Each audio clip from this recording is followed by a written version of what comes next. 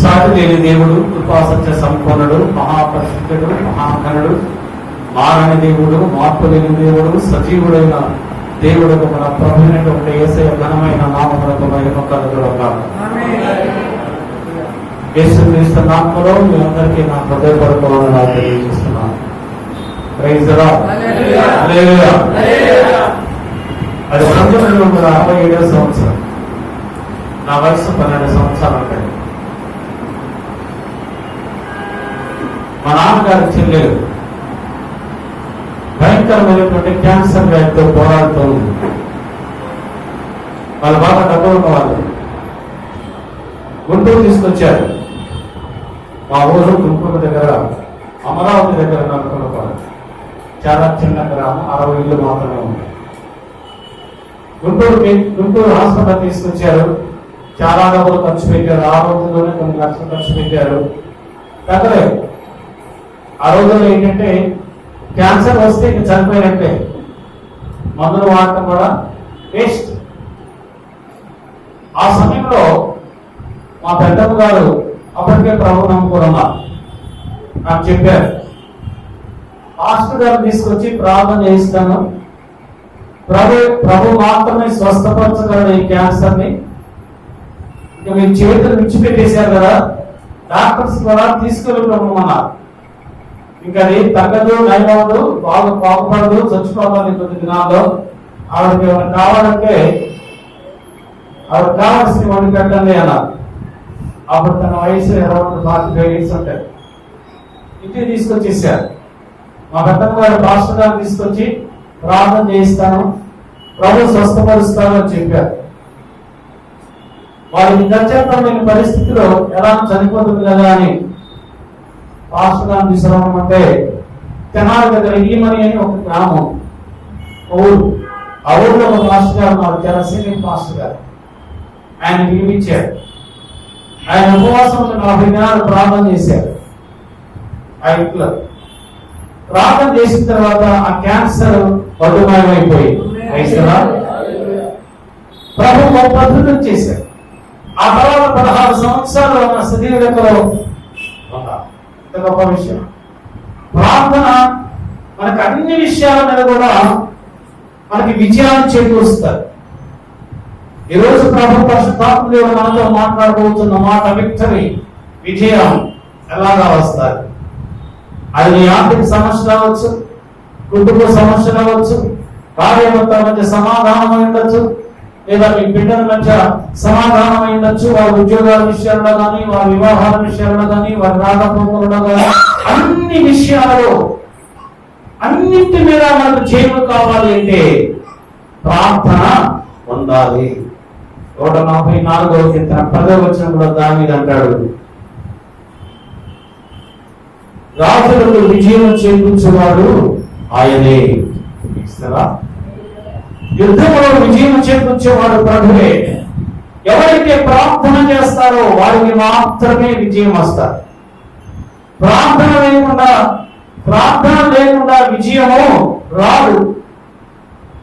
2వ దినవృత్తాంతముల గ్రంథం 20వ అధ్యాయము 1 నుంచి 12 వరకు వచనాలు మనం చదువుతున్నప్పుడు అక్కడ దేవుని యోధారాజు అయినటువంటి యెహోవా దృష్టికి యథార్థముగా జీవిస్తున్నటువంటి వ్యక్తి, యెహోవా వలన ఆశీర్వదింపబడినటువంటి రాజు. అలాగే దేవుని ప్రజలను పరిపాలిస్తూ ఉన్నప్పుడు అపవాది సంబంధమైనటువంటి విగ్రహారాధకులైనటువంటి మోయాబీయులు, అమ్మోనీయులు, మెయోనీయులు, మరికొంతమంది సిరియనులు, సముద్రపు అవతల ఉన్నటువంటి సిరియనులు విస్తారమైనటువంటి గొప్ప సైన్యముతో రాజుగారి మీద యుద్ధానికి వచ్చారు యెహోషువపాతు మీదకి. అప్పుడు యెహోషువపాతు పారిపోలేదు. వాళ్ళని చూసి దేవుని మందిరమునకు వెళ్ళాడు. తన ప్రజలందరితో చెబుతున్నాడు, ఇదిగో శత్రువులు వారి మీదకి యుద్ధానికి వచ్చారు, మీరందరూ ఉపవాసం ఉండి ప్రార్థన చేయండి, మీరందరూ దేవుని మందిరానికి రండి, దేవుని మందిరంలో ప్రార్థన చేయండి, ముసలి వాళ్ళు, పెద్దవాళ్ళు, పసిపిల్లలు, ఆడవాళ్ళు, మగవాళ్ళు అందరూ దేవుని మందిరంలో వచ్చి ప్రార్థన చేశారు. తాము తగ్గించుకొని ప్రార్థన చేశారు. దేవా యెహోవా, ఇశ్రాయేలు దేవా, మాటకమైనటువంటి అబ్రహాము, ఇస్సాకు, యాకోబులకు తోడై ఉన్న దేవా, నీ ప్రజలమైనటువంటి మా మీదకి శత్రువులు యుద్ధానికి వచ్చి ఉన్నారు. నీవే మాకు దిక్కు, నీవే మాకు దిక్కు. మన ప్రార్థన చేసేటప్పుడు నేను తగ్గించుకుని ప్రార్థన చేయాలి.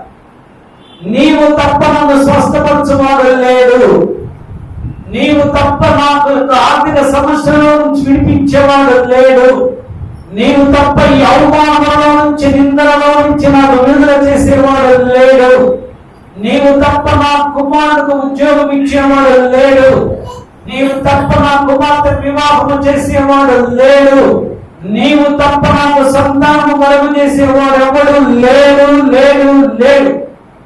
నీ ఒక్కరివే దేవుడు కనుక నిన్నే మేము ప్రార్థిస్తున్నాం, నీకే విజ్ఞాపన చేస్తున్నాం. వేరెవరి మీద మేము ఆధారపడలేదు. యేసయ్యా, నీవే మాకు దిక్కు అని నువ్వు ప్రార్థన చేయి. పరలోకమైనటువంటి దేవుడు నీ మధ్యలోకి వస్తాడు. ఆకాశమైనటువంటి దేవుడు భూమి మీదకి వచ్చి నీతో మాట్లాడతాడు. మన దేవుడు మాట్లాడేటువంటి దేవుడు మగవాడు కాదు, మౌనముగా ఉండేవాడు కాదు, మౌనవాడు కాదు. మన దేవుడు మాట్లాడే దేవుడు. ఆయన స్వరము ద్వారా మాట్లాడతాడు, దర్శనం ద్వారా మాట్లాడతాడు, వాక్కు ద్వారా మాట్లాడతాడు. నీకు ఏ విధముగా చెప్తే అర్థమవుతాడు, నీతో ఏ విధముగా మాట్లాడితే నువ్వు గ్రహించగలుగుతావో ఆ విధముగానే ప్రభు మాట్లాడతాడు. నీకు అర్థమయ్యే రీతిలో మాట్లాడతాడు. అందుకే సమయానికి అర్థమైనట్టు 4 సార్లు సమయాలు పిలిచాడు. ఆయనకి ఇష్టమైతే 5 సార్లు పిలుస్తాడు. ఆయనకి ఇష్టమైతే 5 సార్లైనా నిన్ను, నీ కుటుంబాన్ని ఆశీర్వదిస్తాడు. ఆశీర్వాదముల వర్షము మీ కుటుంబం వెంబడి ప్రయాణిస్తూ ఉంటుంది. దేవుని యొక్క ప్రవక్త యెహోషువ అంటున్నాడు, నువ్వు భయపడద్దు, నువ్వు దిగులు పడద్దు, ఎందుకంటే నీ పక్షంగా యుద్ధం చేసేవాడు నీ దేవుడైనా యెహోవా. నీ సమస్యల మీద యుద్ధం చేసేవాడు నీ దేవుడైనటువంటి యేసయ్యే. నువ్వు ఎవరినైతే నమ్ముకున్నావో, ఎవరినైతే ఆశ్రయించావో ఆ దేవుడు, ఆ ప్రభువే నీ పక్షముగా నీకు విజయము కలుగు చేస్తాడు. సమస్యల మీద విజయము కలుగు చేస్తాడు. నువ్వు ఏది కావాలని నువ్వు పోరాడుతున్నావో ఆ పోరాటంలో ఆయన నీకు జయమిస్తాడు. విజయం కావాలి అంటే, జయం కావాలి అంటే ప్రార్థన మనకి ఉండాలి.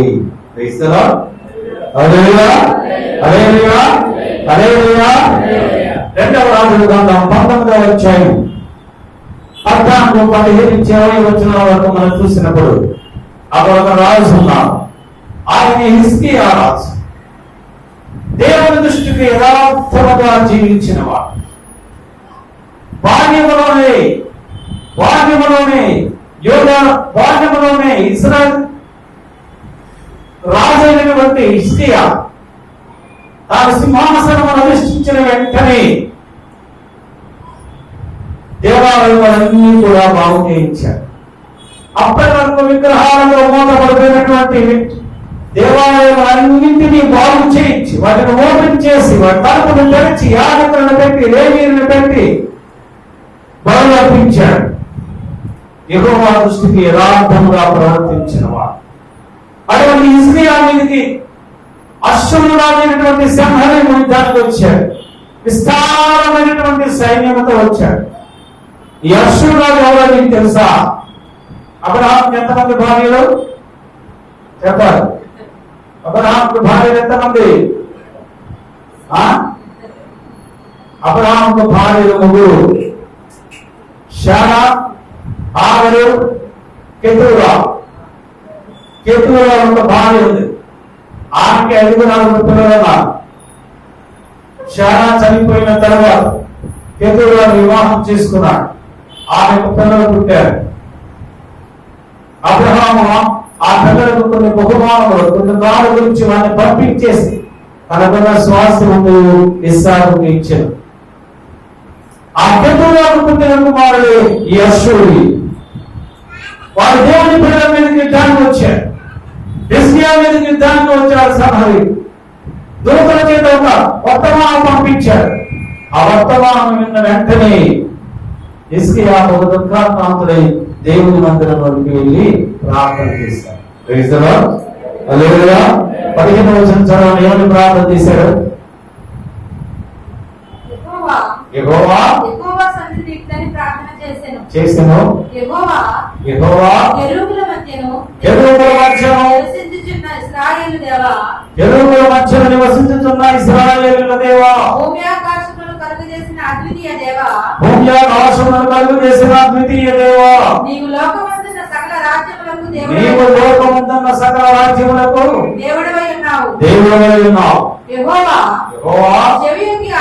చెవియొగ్గి ఆలకింపుము. యెహోవా కన్నులు తెరచి దృష్టించుము. జీవముగల దేవుడవైన నిన్ను దూషించుటకై సన్హరీబు పంపిన వాని మాటలు చెవిని పెట్టుము. యెహోవా అశ్షూరు రాజులు ఆ జనములను వారి దేశములను పాడు చేసి వారి దేవతలను అగ్నిలో వేసినది నిజమే. ఆ రాజ్యముల దేవతలు నిజమైన దేవుళ్ళు కాక మనుషుల చేత చేయబడిన రాళ్లే గనుక వారు వారిని నిర్మూలన చేసిరి. Praise the lord. హల్లెలూయా. శత్రువుల మీద యుద్ధానికి వెళ్ళాడు అశ్షూరైనటువంటి రాజసేనాని. అతను వెళ్ళినటువంటి రాజులందరూ కూడా విగ్రహారాధకులు కనుక వారి దేవుడు వారి మీద అతనికి విజయం ఇచ్చారు. కానీ దేవా యెహోవా, నీవు జీవము కలిగినటువంటి దేవుడు, నీవు మా దేవుడు, మా ప్రభువు, మా రాజు, మా కాపరి, మా యజమాని, మా ఆలోచన కర్తవు, మమ్మల్ని నడిపించేవాడు, వారితో ఉన్న దేవుడు. ఈ సంఘటన వచ్చి మా మీద యుద్ధానికి వచ్చి ఉన్నాడు. దేవా యెహోవా, కెరూబుల వంచున్న దేవా, ఆకాశ మహాకాశములకు దేవుడు అయిన గొప్ప దేవుడు మా ప్రభువా, ఈ రాజు నుంచి ఈ శత్రు నుంచి మమ్మల్ని రక్షించని ప్రార్థన చేసిన వెంటనే దేవుడు హిజ్కియాతో ప్రవక్త ద్వారా మాట్లాడుతున్నాడు. నువ్వు భయపడకు, నువ్వు దిగులు పడకు, నువ్వు భయపడకు. అతనికి రాడు, ఆ సన్హరీబు రాడు, ఇక్కడికి రాడు, ఈ పట్టణం మీదకి రాడు, యెరూషలేము మీదకి రాడు. అతను ఏ మార్గంలో వచ్చాడో ఆ మార్గం గుండానే వెళ్ళిపోతాడు.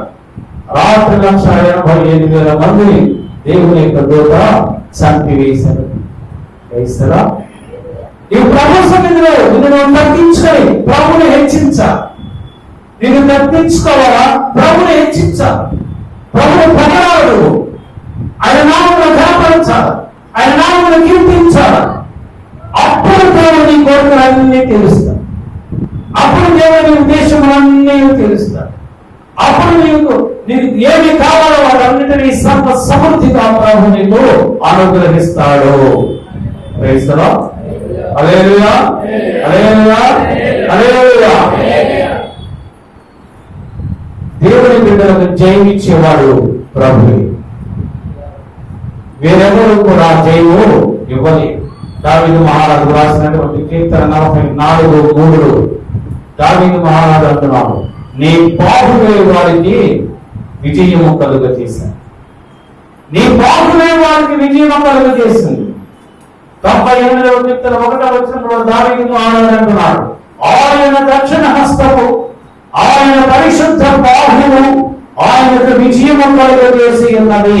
క్రైస్తరా, మన దేవుడైనటువంటి యెహోవా యొక్క దక్షిణ హస్తము, ఆయన కుడి హస్తము, ఆయన పరిశుద్ధ బాహువును ఎవరైతే ఆశ్రయిస్తారో వారికి అద్భుతమైనటువంటి విజయము కలుగుతుంది. అద్భుతమైనటువంటి విజయము కలుగుతారు. 2వ 33వ అధ్యాయము 27వ వచనం చదవండి. 33వ అధ్యాయం 27వ వచనం. 2వ శాశ్వతుడైన దేవుడు నీకు నివాస స్థలము, నిత్యముగా ఉండు బాహువులు నీ క్రిందనుండును. ఆయన నీ ఎదుట నుండి శత్రువును వెళ్ళగొట్టి నశింపచేయును. హల్లెలూయా. శాశ్వతులైన దేవుడు నీకు నివాసిస్తాడు. నిత్యముగా ఉండు బాహువులు నీ క్రింద ఉండును. క్రైస్తరా, ఆయన బలిష్టమైనటువంటి పరిశుద్ధమైనటువంటి బాహువులు నీ క్రింద ఉంటాయి. ఆయన బాహువుల మీద ఉంటావు కనుక శత్రువులు నిన్నేమి చేయలేదు. ఆయనే తన బాహువులను చేత శత్రువులను నశింపచేసేవాడు. శత్రువుల మీద మనకు జయమును గ్రహించేవాడు.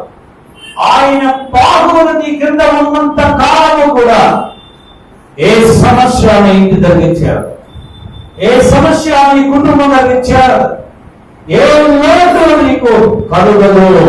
క్రైస్తవా, ఒకసారి అమాలేకీయులు ఇశ్రాయేలీయుల మీదకి యుద్ధానికి వచ్చారు. ఇశ్రాయేలీయులకి అమాలేకీయులకు యుద్ధం జరుగుతుంది. మోషే ఐగుప్తు నుండి దేవుని ప్రజలను కనాను దేశంలో వస్తూ ఉన్నాడు. మార్గమధ్యములో అమాలేకీయులు అడ్డొచ్చారు. మోషే యెహోషువను పిలిచి, యెహోషువ అమాలేకీయులతో యుద్ధం చేయన్నారు. యెహోషువ యుద్ధం చేస్తూ ఉన్నాడు. మహాఘోరంగా యుద్ధం జరుగుతుంది. విజయం ఎవరి పక్కన రాలేదు. అటుపక్క ఇటుపక్క అనేక మంది చనిపోతున్నారు. అప్పుడు మోషే అంటున్నాడు యెహోషువతో, ఏ ప్రజలను ఎందుకు నేను వస్తాను. యుద్ధంలో మోషే తన రెండు చేతులు పైకెత్తినప్పుడు ఇశ్రాయేలీయులు ఇచ్చారు. క్రైస్తవా, దేవుని యొక్క హస్తబలము, మహోన్నతుని యొక్క బాహువు మోషేకు తోడై ఉన్నాడు. మోషే హస్తమును పైకెత్తినప్పుడు ఇశ్రాయేలీయులు గెలిచారు. అలా పైకెత్తి ఉండలేకపోయాడు మోషే ఎక్కువసేపు. అప్పుడు అహరోను హూరుడు, మోషే యొక్క సహోదరుడు అహరోను, మిరియాము యొక్క భర్త హూరుడు, అంటే మోషేకి బావగారు అవుతారు. వారిద్దరూ ఒక బండ మీద మోషేను కూర్చోబెట్టి అటుపక్క ఒకరు ఇటుపక్క ఒకరు మోషే రెండు చేతులు పట్టుకుని ఉన్నప్పుడు దేవుని ప్రజలు అమాలేకీయులని చంపివేశారు. అమాలేకీయులు అందరినీ హతము చేశారు దేవుని ప్రజలు. యెహోవా యొక్క బాహువు మోషేకు దేవుని ప్రజలకు తోడైనారు. ఆయన దక్షిణ హస్తము, ఆయన పరిశుద్ధ బాహువు ఆయనకు విజయము కలుగజేసింది. దేవుని ప్రజలకు విజయము కలుగజేసింది యెహోవా బాహువే. యెహోషువ కాదు, మోషే శక్తి సామర్థ్యాలు కాదు. క్రైస్తవా, మానవుల యొక్క బాహువు మనకు విజయం కలుగజేయదు. హిజ్కియా అంటున్నాడు తన ప్రజలతోటి, 2వ దినవృత్తాంతముల 32వ అధ్యాయం 8వ వచనంలో, దేవుని ప్రజలారా, యూదావారులారా, ఆ మహా సైన్యముతో వచ్చిన అశ్షూరురాజుకు మీరు భయపడనక్కర్లేదు. అతనికి తోడుగా ఉన్నది మానవ సంబంధమైనటువంటి బాహువే అతనికి అండ. మానవులను సైన్యములను నమ్ముకుని దానికి వచ్చాడు. అతనికి అండ అతని యొక్క బాహువే. మనకైతే మన ప్రభు అయినటువంటి యెహోవా మనకు తోడై ఉన్నాడు. మన దేవుడైన యెహోవా మనకు తోడై ఉన్నాడు. అది ఎప్పుడైతే హిజ్కియా చెప్పాడో తన ప్రజలకి, అందరూ హిజ్కియా చెప్పిన మాటల మీద నమ్మిక ఇచ్చిరి. నమ్మాలి, ఆ దేవుని యొక్క బాహువు నాకు తోడుగా ఉందని నువ్వు నమ్మాలి. నమ్మితే అద్భుతాలు చూస్తావు. నమ్మితే అద్భుతాలు చూస్తావు. దేవుడు మన పితరుల ఎడల, మన ఎడల, నీ ఎడల, నీ కుటుంబం ఎడల చేసినటువంటి మేలును, ఉపకారములను తలంచుకోవాలి. నువ్వు తలంచుకొని అవన్నీ జ్ఞాపకం చేసుకుని ఆయన ఎందుకు విశ్వాసం ఇచ్చినప్పుడు నీకు జయము కలుగుతాది. యోహాను సువార్త 12వ అధ్యాయం 37వ వచనంలో రాయబడతారు. ఆయన వారి ఎదుట ఇన్ని సూచనలు చేసినను వారు ఆయన ఎందుకు విశ్వాసం ఉంచలేరు. ఆయన ఎన్నో సూచనలు చేశాడు, ఎన్నో అద్భుతాలు చేశాడు. అయినప్పటికీ కళతో చూస్తూనే ఉన్నారు కానీ ప్రభు మీద విశ్వాసము ఉంచాలి. ఒక 38వ వచనంలో రాయబడతారు, ప్రభువా ఈ వర్తమానము నమ్మిన వాడెవడు, ప్రభు యొక్క బాహువు ఎవరికి బయలుపరచబడెను? ఎవరు నమ్ముతున్నారు యేసయ్య అద్భుతాలు చేస్తారని? నువ్వు నమ్మితే ఆయన బాహువు నీకు బయలుపరచబడతాడు. నువ్వు నమ్మితే నీ జీవితంలో అద్భుతాలు చూస్తావు. ఎవరు నమ్మితే వారికి ఆయన బాహువు తోడుగా ఉంటారు. అందుకే అంటున్నాడు ప్రభు, ప్రభువా ఈ వర్తమానం నమ్మిన వాడెవడు, ఎవరికి ఆయన బాహువు బయలుపరచబడింది. యెషయా 53వ అధ్యాయం 1వ వచనంలో యెషయా ప్రవక్త అంటున్నాడు, మేము తెలియజేసిన సమాచారమును ఎవరు నమ్మెను, యెహోవా బాహువు ఎవరికి బయలుపరచబడింది. మేము తెలియజేసిన సమాచారం ఎవరు నమ్మారు? కన్యక గర్భము ధరించి కుమారుడును అతనికి ఇమ్మానుయేలు పేరు పెరుగుతాడు అని ప్రవక్తలు చెబితే ఎవరు నమ్మారు? ఆయన మెస్సయ్యగా ఈ లోకంలోనికి వస్తాడు, గుడ్డి వారి కన్నులు తెరవబడతాయి, గుడ్డి వారు నడుస్తారు, పక్షపాతం కలిగిన వారు నడుస్తారు, కుష్టి వ్యాధి కలిగిన వారు స్వస్థపడతారు, మరణించిన వారు తిరిగి లేస్తారు, హితవత్సరము ప్రకటింపబడతారని ప్రజలందరూ అనేక మంది ప్రవక్తలు ప్రభువుని గురించి చెబితే ఆ వర్తమానం ఎవరు నమ్మారు? ఆయన బాహువు ఎవరికి బయలుపరచబడింది. నువ్వు నమ్మాలి. నీ దేవుడు సామాన్యుడు కాదు. నీ దేవుడు అద్భుతీయ సత్య దేవుడు. పైన ఆకాశం ఉందే గాని, భూమి గాని, పాతాళం ఉందే గాని యేసు ప్రభువు తప్పలేని దేవుడు లేనే లేడు. అది నువ్వు నమ్మాలి. ఆయన చేసినటువంటి ప్రతి అద్భుత క్రియ నీ జీవితంలో, నీ కుటుంబంలో, నీ బిడ్డల ఎడల, నీ ఎడల, నీ భర్త ఎడల, నీ భార్య ఎడల చేసినటువంటి మేలును నమ్మితే నువ్వు ప్రభువును చూస్తావు, ఆయన బాహువును చూస్తావు, ఆయన చేసేటువంటి మేలును నువ్వు చూస్తావు, ఆయన ఇచ్చేటువంటి సమాధానం నువ్వు చూస్తావు, ఆయన నీ కుటుంబంలో దాచినటువంటి మేలు చూస్తావు. నీవు నిద్రించుండగా ఆయన నీ కొరకు దాచినటువంటి మేలులన్నీ నీకు, నీ కుటుంబానికైనా ఇస్తాడు. ఇస్తారా? అందుకే అపోస్తలుడైన యోహాను రాసిన మొదటి పత్రిక 5వ అధ్యాయం 4-5 వచనం చదవండి.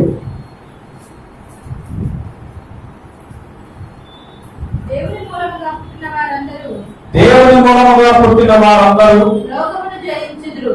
లోకమును జయించిన విజయము మన విశ్వాసమే. యేసు దేవుని కుమారుడని నమ్మువాడు తప్ప లోకమును జయించువాడు మరి ఎవడు లోకాన్ని జయిస్తాడు? యేసు ప్రభువు దేవుడని ఎవరైతే నమ్ముతారో వాడు మాత్రమే ఈ లోకాన్ని జయిస్తాడు. వాడు ఎంతటి భాగ్యవంతుడైనా రాజు అవ్వచ్చు, మంత్రి అవ్వచ్చు, ప్రధానమంత్రి అవ్వచ్చు, చీఫ్ మినిస్టర్ అవ్వచ్చు, ఎన్ని భోగ భాగ్యాలు ఉన్నప్పటికీ యేసు ప్రభుని నమ్మకపోతే, ఆయన దేవుడిని నమ్మకపోతే అతనికి విజయం లేదు. ఈ లోకంలో ఎంతో సంపాదించుకోవచ్చు, ఈ లోక సంబంధమైన వాటి మీద విజయం ఉండవచ్చు, కానీ పరలోక రాజ్యంలో ప్రవేశించడానికి అర్హత లేదు. అటువంటి అర్హత కావాలి అంటే యేసు ప్రభు మాత్రమే నిజమైన దేవుడు నువ్వు నమ్మాలి. ఆయన మాత్రమే లోకమును జయించాడు. ప్రభు అంటున్నారు, నేను లోకమును జయించి ఉన్నాను, మీరు కూడా జయిస్తారు. ఈ లోకంలో ఉన్నదానికంటే మీరు ఉన్నవాడు గొప్పవాడు. జయిస్తారా? నీలో ఉన్న యేసు ప్రభు గొప్పవాడు. ఆయన నీలో ఉన్నాడని నువ్వు నమ్మి విశ్వసించి అప్పుడు లోకాన్ని నువ్వు జయించు. నువ్వు నమ్మకుండా లోకాన్ని జయించాలంటే అప్పుడు నేను జయిస్తాను. ఎందుకంటే యేసు ప్రభు నీలో ఉంది. ఆయన నీలో ఉన్నాడని నువ్వు నమ్మినప్పుడే ఆయన నీతో ఉంటాడు, నీలో ఉంటాడు.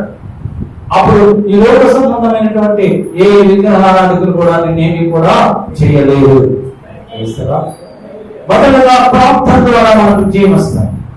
రెండవదిగా ఎవరైతే ఆయన బాహువును ఆశ్రయిస్తే వారికి విజయము కలుగుతాడు. చదవండి. 15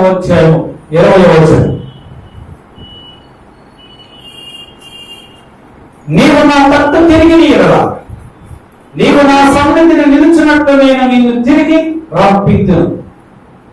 ఏవి నీచములో ఏవి ఘనములో నీవు గుర్తు పట్టినీయరా, నీవు నా నోటి వదిలేదు. వారు నీ తట్టుకు తిరగవలను గాని నీవు వారి తట్టులకు తిరగకూడదు. అప్పుడు నిన్ను ఈ ప్రజలను పడగొట్టసాలని ఇంతటి ప్రాకారముగా నేను నిన్ను నియమించదను. నిన్ను రక్షించుటకును నిన్ను విడిపించుటకును నేను నీకు తోడయుందును గనుక వారు నీ మీద యుద్ధము చేయుదురు గాని నిన్ను జయింపకపోదురని యెహోవా సెలవిస్తున్నాడు. హల్లెలూయా. నీవు ప్రభు తట్టు తిరగాలి. నీవు ప్రభు తట్టు తిరిగి నా సన్నిధిని నిలిచినట్లు నేను నిన్ను తిరిగి రప్పిస్తాను. ఒకవేళ నువ్వు ప్రభువు తట్టు తిరగకుండా లోకము వైపు తిరుగుతున్నావేమో, ఈ మధ్యాహ్న సమయంలో ప్రభువు నీతోనే మాట్లాడుతున్నాడు. లోకం వైపు తిరుగుతున్నావా విశ్వాసి, నువ్వు నా వైపు తిరిగి నా సన్నిధికి రా. నువ్వు నా వైపు తిరిగి నా సన్నిధికి రా. నువ్వు ఏ విగ్రహారాధనతో నువ్వు సహవాసము చేస్తున్నావో, ఏ విగ్రహారాధనతో నువ్వు స్నేహం చేస్తున్నావో, వారు నా సన్నిధికి రావాలి. వారిని నా వైపు నువ్వు త్రిప్పాలి కానీ నువ్వు వారి వైపు నువ్వు వెళ్ళకూడదు. నువ్వు నా వైపు వారిని తిప్పితే నిన్ను రక్షించడానికి, నిన్ను విడిపించడానికి నేను నీకు ఒక ఇత్తడి ప్రాకారం వలె నేను నీకు తోడుగా ఉంటాను. క్రైస్తవా? హల్లెలూయా. అప్పుడు శత్రువుల మీదగా వచ్చిన, సమస్యల మీదగా వచ్చిన, శోధనల మీదగా వచ్చిన అవి నేనేమి కూడా చేయను. వాటన్నింటి మీద విజయం నేను నీకు అనుగ్రహిస్తాను. మరి ఎవరి వైపు తిరుగుతున్నావు? నువ్వు వాళ్ళ వైపు తిరుగుతున్నావా? మీ అమ్మాయిని వాళ్ళ అబ్బాయికి ఇచ్చేస్తే, మీ అబ్బాయికి వాళ్ళ అమ్మాయిని చేసుకుంటే, వివాహం తీసుకుంటే ఎవరిని తిప్పుతున్నారు? ఎవరిని తిప్పుతున్నారు? వారి వైపు నువ్వు వెళ్ళిపోతే ప్రభు అంటున్నాను నీకు తోడై ఉన్నా. జీవితం అంతా సమస్యలు. నేను చాలా మంది జీవితాలు చూశాను. దాంతో మీతో చెప్తున్నాను, ఇలాగ వివాహాలు తీసుకొని ఎన్నో ఇబ్బందులు పడి ఇంకా పడుతూ కింద పడుతూ లేస్తూ పడుతూ వస్తూ ఎన్ని చేసినా మీ ప్రార్థన ప్రభు ఆర్పించారు. అనుకుంటారు తప్పు చేశాను ప్రభు, తప్పు చేశాను. వినడం ఎందుకంటే ఆయన నేను ఎప్పుడు మర్చిపోయి పోయిన వారు చెప్పారు మెసేజ్. ఈ సృష్టిలో మహాభయంకరమైనటువంటి మాట ఏదంటే, యేసు ప్రభు నువ్వెవరో నాకు తెలియదు అన్న మాట. నువ్వెవరో నాకు తెలియదు అనేటువంటి మాట మహాభయంకరమైనది. దానికంటే మరణమైంది. కనుక నువ్వు వారి వైపు తిరగవు, విగ్రహారాధకుల వైపు నువ్వు తిరగద్దు. నువ్వు స్వార్థ చెప్తావో ఏం చెప్తావో అని వారిని నీ వైపు తిప్పుకో. యేసయ్య వాక్యం నువ్వు తిప్పు. ఆయన సన్నిధానంలో నువ్వు తోడుకునిరా. ప్రభు అంటున్నాను, నేను నీకు తోడైతాను. నిన్ను రక్షించడానికి, నిన్ను విడిపించడానికి, నిన్ను కాపాడడానికి, నువ్వు ఏ సమస్యలో ఆ సమస్య నుంచి విడిపించడానికి, నీకు ఏదైనా ప్రమాదాలు జరిగితే ఆ ప్రమాదాల నుంచి రక్షించడానికి నేను నీకు తోడై ఉంటాను. క్రైస్తవా? దావీదు మహారాజు రాసినటువంటి కీర్తన 89:22.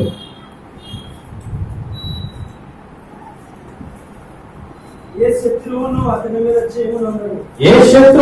మీద జయము అందడు. క్రైస్తవా? ఎవరైతే యేసు ప్రభు వైపు తిరుగుతారో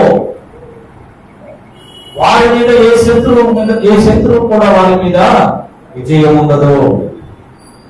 ఎస్తేరు గ్రంథం 6వ ఆ ఎస్తేరు గ్రంథంలో అగాగీయుడైన హామాను, ఇతడు అమాలేకీయుడు. అహష్వేరోషు దగ్గర మంత్రిగా ఉన్నవాడు. యూదులను అందరినీ చంపివేయమని రాజు చేత శాసనం చేయించిన వాడు. గుర్రాల మీద పంపించేశాడు. మొద్దలేని యూదులైనటువంటి మొద్దలేని, ఎస్తేరు యొక్క పిల్లలైనటువంటి మొద్దలేని ఉరి తీయించాలని హామాను తన ఇంటి ముందు ఒక ఊరి కొయ్యను వేలాడదీయించాడు. హామాను అమాలేకీయుడు. ఇతను ఎవరో మీకు తెలుసా? బాగా గమనించండి. ఇతను ఎక్కడి నుంచి వచ్చాడంటే సమూయేలు ద్వారా దేవుడు మాట్లాడాడు రాజైన సౌలుతో. సౌలా, సమూయేలు అంటున్నాడు, రాజైన సౌలా, అమాలేకీయుల మీద యుద్ధానికి వెళ్ళు, వాళ్ళందరినీ చంపేయి, రాజుగారిని చంపేయి, ఆయన భార్య, ఆయన కుటుంబంలో పిల్లలను చంపేయి, అమాలేకీయులలో ఎవ్వరు బతికి ఉండకూడదు, పశువుల్ని, పిల్లల్ని, బాలింతల్ని, పసిబిడ్డలను అందరినీ చంపి అన్నాడు దేవుడు. సౌలు తీశాడు, చంపలే, బలిష్టమైనటువంటి పశువులను తెచ్చుకున్నాడు, రాజుగారిని చంపరా, బంధించి తీసుకుని వచ్చాడు. సమూయేలు చూశాడు, సౌలా ఎంత పని చేశావు, బలులు అర్పించుట కంటే ఆజ్ఞను పాటించుట లేదు కదా. దేవుడు చెప్పిన ఆజ్ఞను పాటించాలి, అది ఎటువంటిదైనా నీకు అనవసరం. ఆ రాజుగారిని సమూయేలు చంపేశాడు, ముక్కలుగా నరికేస్తాడు. అయితే రాజుగారి భార్యని సౌలు చంపాడా? ఆమె ఇప్పుడు గర్భవతి అని చెప్పేసి ఈ సౌలు రాజు గారు ఆమె వదిలేశాడు. ఆవిడకి పుట్టిన కొడుకే వీడు. నువ్వు పానులే అని జాలి కలిగి ధైర్యం వదిలేస్తే వాడు ఏం చేశాడు? ఇప్పుడు ఆవిడ పుట్టిన కొడుకు ఏం చేస్తాడు? ఇప్పుడు దేవుడి ప్రజలు అందరినీ చంపివేయమని రథాశ్వాల మీద రాజుగారు స్టాంప్ వేయించి మొత్తం పంపించేసాడు. అటువంటి క్రూరుడు, దుష్టుడు కనుకనే దేవుడు అన్నాడు అన్ని చంపేయమన్నాడు. ఆనందంలో చంపేస్తే ఈయన చచ్చిపోయాడు.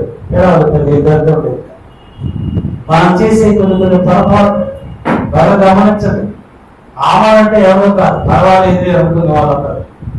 సౌలు అంటే ఎవరో కాదు, పర్వాలేదు ఈ కొంచెమే కదా, పర్వాలేదు ఈ కొంచెమే కదా, ఈ ఒకటే కదా, ఈ రెండే కదా అంటే దేవుడు అంటున్నారు ఆ రెండే. ఆ తరువాత అప్పుడు బాగానే ఉంటాడు, అప్పుడు సంబరంగానే ఉంటుంది. ఆ తరువాత ఆ ఒకటి రెండే నీకు వ్యతిరేకమై నిన్ను ఇబ్బందులు కొడుకులో పెట్టినప్పుడు అప్పుడు దేవుడికి మొదలుపెడితే దేవుడు అంటాడు, నువ్వు పర్వాలేదు ఒకటి రెండు అన్నావుగా, భరించాలి. చాలా జాగ్రత్తగా ఉండాలి. అయితే ఈ హామాను తను కనపరుచుకోవాలనుకున్నాడు. ఆశ్వరాజు రాత్రి నిద్ర పట్టకపోతే ఆ సమాచారం అందరూ తీసి చదువుతుంటే ఒకచోట కనిపించి ఇద్దరు వ్యక్తులు నన్ను చంపడానికి ప్రయత్నించినప్పుడు మొదలైనటువంటి వ్యక్తి ఆ విషయాన్ని నాకు తెలియజేశాడు. ఆ ఇద్దరు వ్యక్తులను చంపేశాను నేను, నన్ను కాపాడాడు, అతను నేను కనపడతాను కదా అనుకుని ఎవరున్నారు అక్కడ అన్నాడు. హామాను ఉన్నాడని చెప్పాడు, పిలిచాడు. రాజుని కాపాడిన వ్యక్తిని ఏ విధంగా కనపరచాలి అని అడిగితే హామాను అంటున్నాడు, నన్నుగా ఇంకెవరిని కనపరుస్తారులే. హామాను అనుకోవడం కాదు, మనలో చాలా మంది అలానే అనుకుంటారు. నన్నుగా ఎవరిని కనపరుస్తారు రాజుగారు అనుకుని రాజుగారు ధరించి వస్త్రములు ధరింపజేసి రాజుగారికి గుర్రం ఎక్కించి రాజుగారు కిరీటం ధరింపజేసి ఆ గుర్రం వెనకమాల వందమాలతో పెట్టి రాజు గణపతులు చేసి ఇచ్చిన వారు ఈ విధంగా గణపతులను చెప్పి ఊరేగించాలి. అంతా విని రాజుగారు అన్నాడు, మొదటి గలగ చేయాలి. మొదటి గల చేయమన్నాడు. రాజాగారు కూడా చేశాడు. తల మీద గొడవప్పుకొని ఇంటికి వెళ్ళిపోయాడు. భార్య మీద ఏంటంటే తల మీద కూడా ఏమైంది మీకు ఏం చెప్పమంటారు ఇలా జరిగిందా? అప్పుడు ఏమన్నా చదవగలమా? భార్య 11 వచ్చింది తర్వాత ఇప్పుడు హామాను తనకు సంపాదించినదంతయు తన భార్య జెరషునకు తన స్నేహితులకు అందరికీ తెలుపగా అతని యొద్దనున్న జ్ఞానులను అతని భార్య అయిన జెరషును అధికార నష్టము కలుగుచున్నదో, ఎవరి చేత నీకు అధికార నష్టము కలుగుచున్నదో ఆ మొత్తకై యూదుల వంశపు వాడైన ఎడల అతని మీద నీకు జయము కలుగదు. అవశ్యముగా నీవు చెడిపోదు. ఎవరి వలన నీకు అవమానం కలిగిందో అతడు యూదులైతే, ఆ మొత్తగా యూదులైతే నీకు జయము కలగనే కలగదు. యెషయా 12వ వచనంలో రాయబడ్డాడు, నిన్ను సేవింపగల జనమైనను రాజ్యమైనను నిర్మూలము, అట్టి జనములు నిర్మూలము చేయబడును. హల్లెలూయా.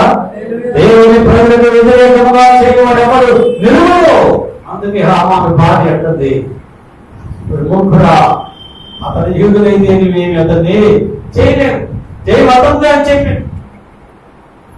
7వ వచనంలో రాయబడ్డది, హామాను మొర్దెకైకి సిద్ధము చేసినటువంటి ఉరికొయ్య మీద వాడు హామానుని ఓడివేసింది.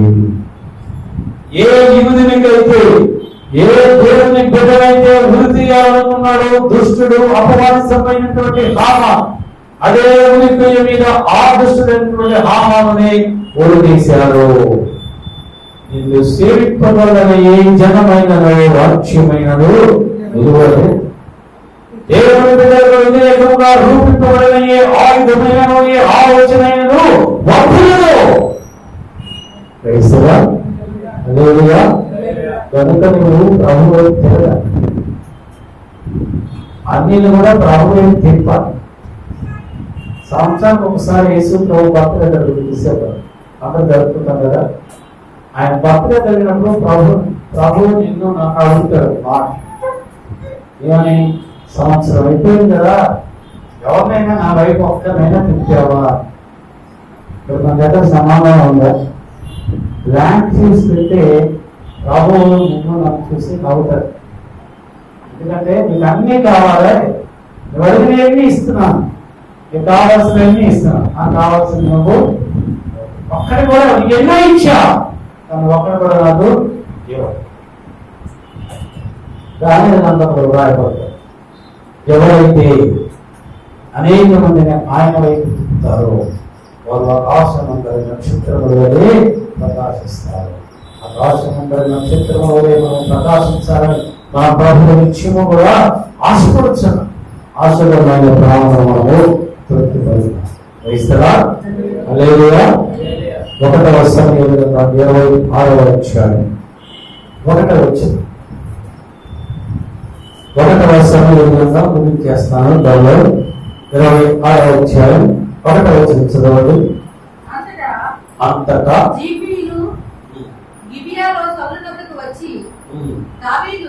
దావీదు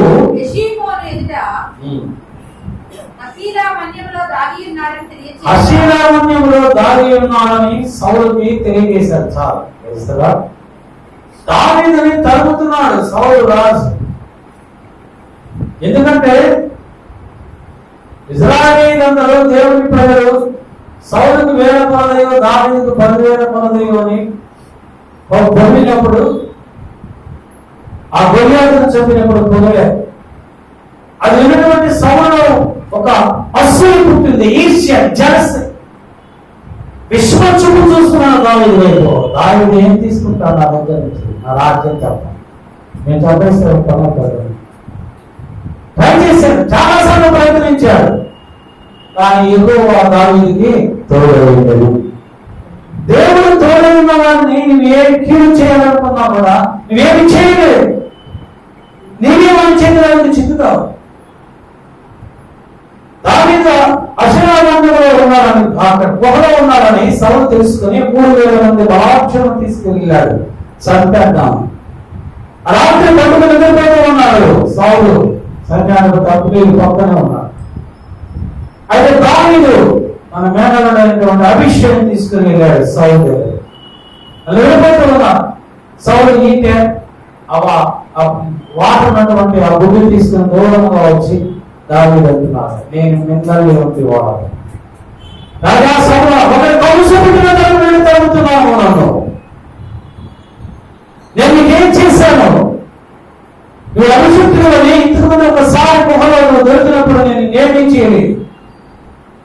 మళ్ళీ ఇప్పుడు మనం ఎదుగుతూ వచ్చావు. అభిషేకున్నాడు దావీదు, నువ్వు నాకు సెలవిస్తే ఆ నీటితో నన్నే భూస్థాపితం చేస్తాను. దావీదు అభిషేకించిన వాడిని నువ్వు మొట్టవద్దు. అప్పుడు 25వ వచనంలో సౌలు ఉన్నాడు, చదవండి.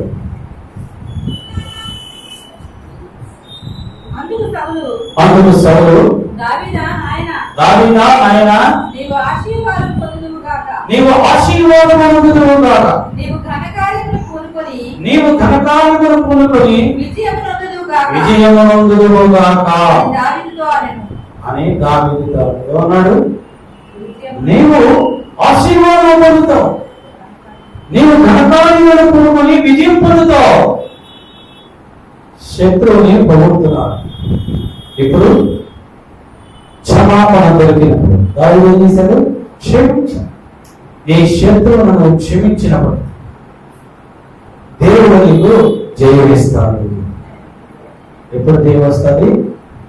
మన శత్రువును మనం క్షమించాలి.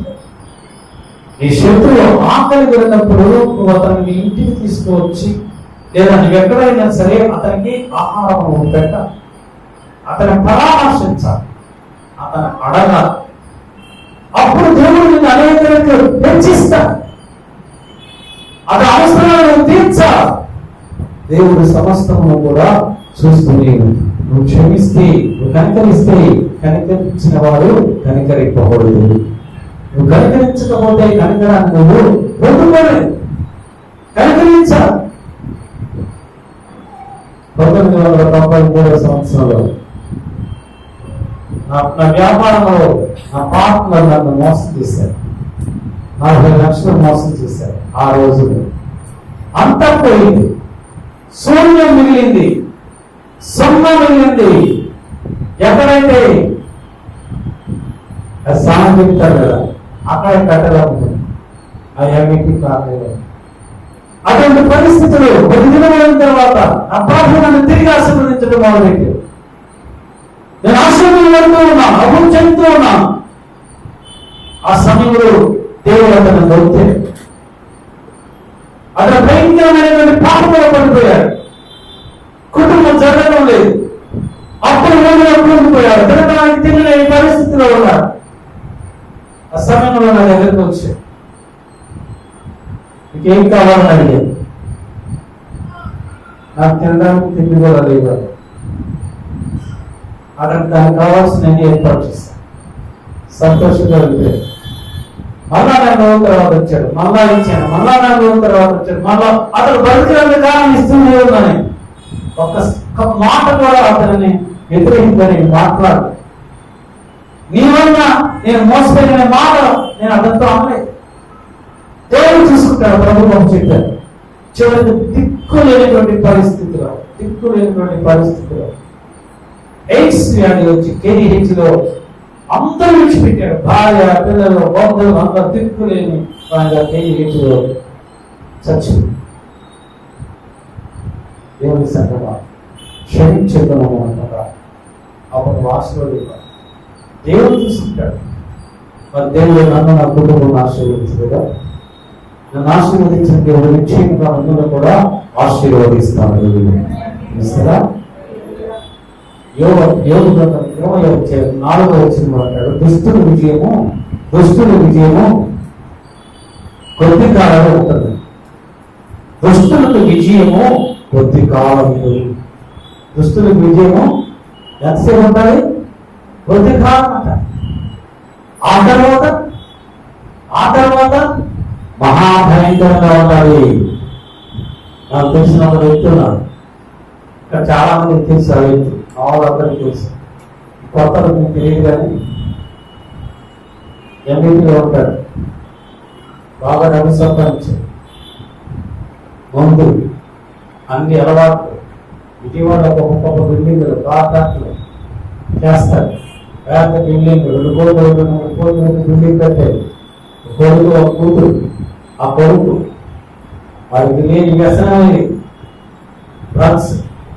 కాలేజీని తయారు చేస్తారు. 5 లక్షలు ఫీజు కట్టి ఇంటికి వచ్చేస్తారు. ఈ కాలేజీ నా బాగాలేదు, 5 లక్షల పాటు మాస్టర్ గారు ఇంటికి వెళ్తారు, స్నానం చేస్తారు, ఆ ముందు పక్కన పెట్టి వస్తారు, ఒక 10,000 ఇస్తారు, కరెక్ట ఏం పెట్టి వచ్చేస్తారు. చెప్పాలి దేవుడు, చెప్పాలి దేవుడు. పరమేశ్వరం ఎంత మహాభయంకరంగా ఉంటారు. రోజు మర్చిపోతున్నారు.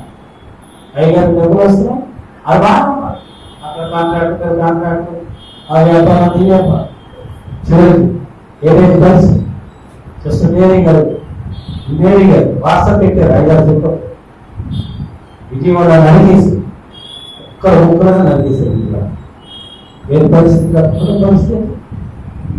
ఎవరు చూస్తారు? ప్రభువు నమ్ముకొని వ్యతిరేక కార్యాలు చేస్తే ఇలాగనే ఉంటారు. దుష్టుల విజయము కొద్దికాలం ఉందా బాగా విజయం అంటారు. విగ్రహాలు వాళ్ళందరికీ డబ్బులు ఇచ్చేస్తారు, కటౌట్లు ఎన్ని పెట్టుకుంటారు. చూడండి పరిస్థితి మనముందే, ఎక్కడ ఎవరి గురించి చెప్పక్కర్లేదు. ఇవన్నీ మన కళ ముందే జరుగుతున్నాయి. ఇవన్నీ ఏంటంటే ప్రభు మనకు భయపరుస్తున్నాడు. మీరు జాగ్రత్తగా ఉండండి, మీరు జాగ్రత్తగా ఉండండి, మీరు జాగ్రత్తగా ఉండండి. మనం జాగ్రత్తగా ఉండాలి. ఇస్తారా? లోకస్వార్త 6:38 వచనంలో ప్రభు క్షమించండి, అప్పుడు మీరు క్షమించవద్దు. మనం క్షమిస్తే ప్రభు మనం క్షమిస్తాం. నువ్వు క్షమించలేదనుకో వారు నిన్ను కూడా క్షమించదు. ఒక ధనవంతుడికి ఒక వ్యక్తి 8 లక్షలు అప్పు ఉన్నాడు. బైబిల్లో మాట్లాడు ఆ అప్పు వ్యక్తి ప్రభు ధనవంతుడి దగ్గరకు వచ్చి 5,000 నేను అప్పు తీర్చుకోలేను, నన్ను క్షమించాను, నేను క్షమించాను, వెళ్ళిపోను, నువ్వు నా అప్పు తీర్చక్కలేదు, 1 లక్షల కోట్లు. ఆ ఇంటికి వెళ్ళిపోయి ఆ దగ్గర పనిచేసేవాడు ఒక 50 రూపాయలు వెళ్ళకపోతే వాడిని తిట్టి చేసాలో నుంచి రాజుగారు వచ్చింది. అంత భయంకరమైన ఆ విషయం ఒక వెళ్ళి ఆ పెద్ద పేరు ఆ యజమాని చెప్పేసి ఆయన ఏం చేశారు, పిలిపించి ఈ కాలకి కట్టేశారు. నువ్వు క్షమిస్తే దేవుడు నిన్ను క్షమిస్తాడు. క్షమాపణము పొందాలి.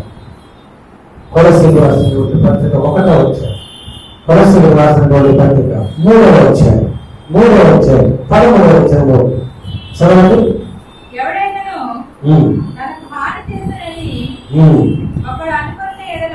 అనుకోండి కదా, ఒకరినొకరు సహించుచు ఒకరినొకరు క్షమించుడి.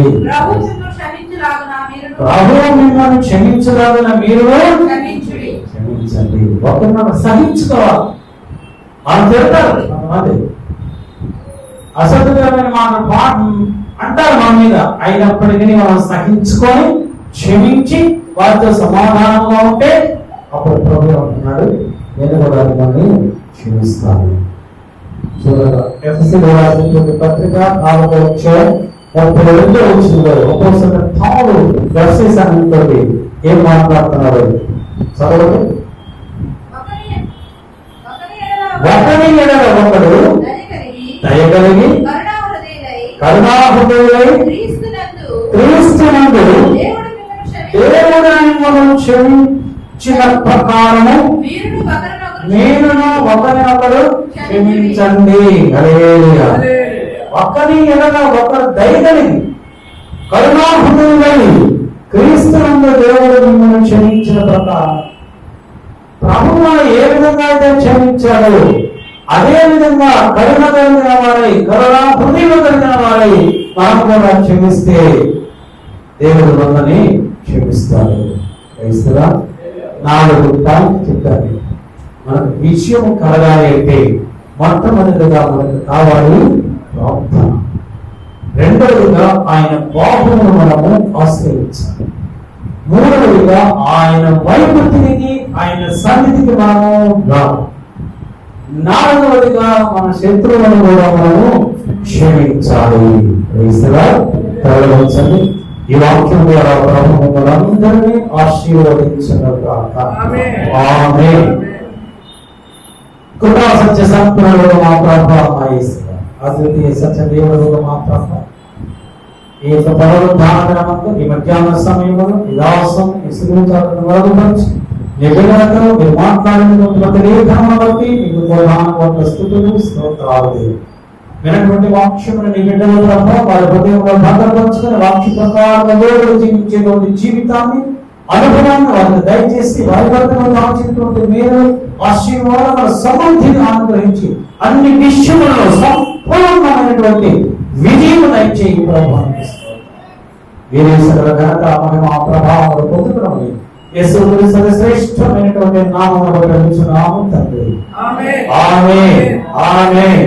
మన పరలోకపు పరమతండ్రి దేవుని ప్రేమలు మన ప్రభువు రక్షకుడైన యేసు క్రీస్తు వారి యొక్క కృపా రక్షణ పరిశుద్ధాత్మ దేవుని కన్యలు సహవాసము సన్నిధి కూడివచ్చినటువంటి సంఘములకు యూట్యూబ్ ద్వారా దేవుని వాక్యములను వింటున్న వారందరికీ ఈ మైక్ ద్వారా వాక్యములను విన్న వారికి వాక్యమును ప్రకటించినటువంటి దైవజనులకు వారి కుటుంబములకు లోకములో ఉన్న సకల పరిశుద్ధులకు ఎప్పుడుగా ప్రభు రాకడ పర్యంతం సదాకాలము తోడైయుండును గాక.